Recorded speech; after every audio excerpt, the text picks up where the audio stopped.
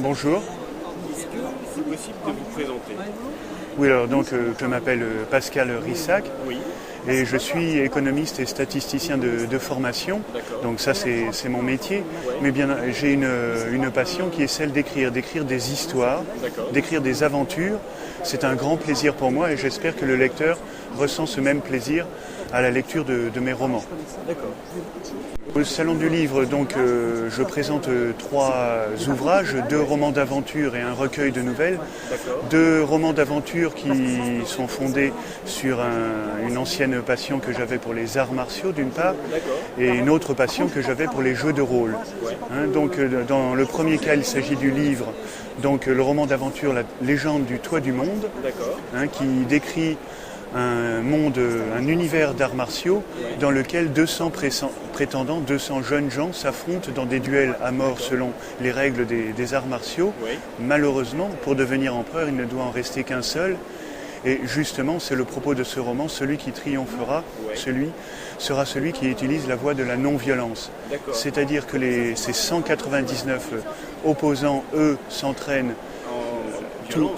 violemment, donc par les exercices que l'on connaît bien pour les avoir vus à la télévision ou les avoir pratiqués soi-même, donc de façon dure, de façon à être le meilleur, de façon à survivre dans des vrais combats mortels. Et lui, l'objet de ce roman, c'est de montrer que celui qui triomphe est celui qui utilise la non-violence. Non-violence, d'accord. Voilà.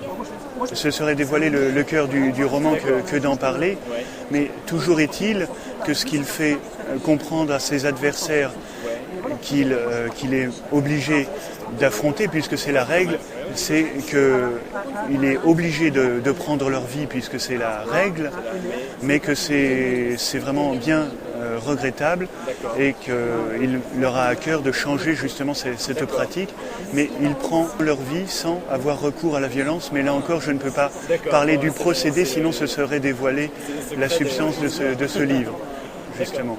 Voilà. Le roman, Le héros des dieux, lui, est un univers de fantaisie, de magie, d'aventure. Le roman le plus connu, mais enfin je m'excuse de donner ce parallèle, donc le Seigneur des Anneaux, mais je n'aurais bien entendu pas la prétention d'atteindre la capacité, enfin le talent de M. Tolkien, mais donc toujours est-il que c'est la même source d'inspiration des romans d'aventure fantastiques, dans lesquels les péripéties sont très nombreuses, les retournements de situations extrêmement nombreux.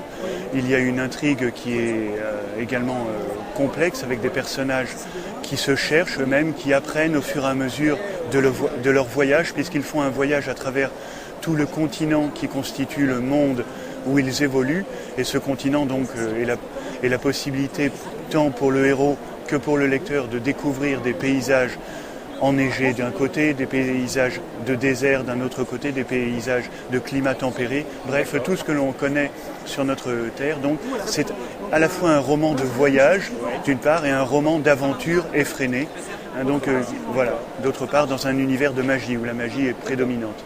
Voilà. Super. Et votre livre, celui-là, on n'a pas encore parlé. Oui, alors C'est arrivé demain est un recueil de nouvelles qui lui se fonde sur l'observation de notre quotidien, qui personnellement, suivant les humeurs du moment, me fait peur quant à notre avenir, où parfois je me dis que tout va bien se passer. Et c'est donc au gré de ces humeurs que j'ai écrit ces nouvelles, c'est-à-dire tantôt des visions poétiques de notre quotidien et de notre futur, ou bien au contraire des visions cauchemardesques de notre avenir, voilà, ou même de notre quotidien immédiat. Mais dans le cas de ces 3 ouvrages, à nouveau, ce qui compte pour moi, ça a été le plaisir de les écrire, d'écrire ces 3 ouvrages. Et donc, j'espère que ce plaisir se ressent également à la lecture de ces ouvrages. D'accord. Voilà. Et au niveau de vos influences, y a-t-il des auteurs qui vous influent, puisque vous avez parlé de Tolkien, mais d'autre part, des auteurs français, je sais pas. Alors donc, les autres, en tant qu'auteur français, je citerai Barjavel. D'une part, et puis Bordage d'autre part, Pierre Bordage, voilà, pour les auteurs français. Et ce sont évidemment des grands monsieur. D'accord. Et de façon, peut-être au niveau du monde, des auteurs peut-être américains ou des autres. Donc là, je citerai Lovecraft et Moorcock. en plus de Tolkien, donc britannique. Voilà. Merci beaucoup pour cette petite interview. C'est moi qui vous remercie. Merci. Au revoir. Au revoir.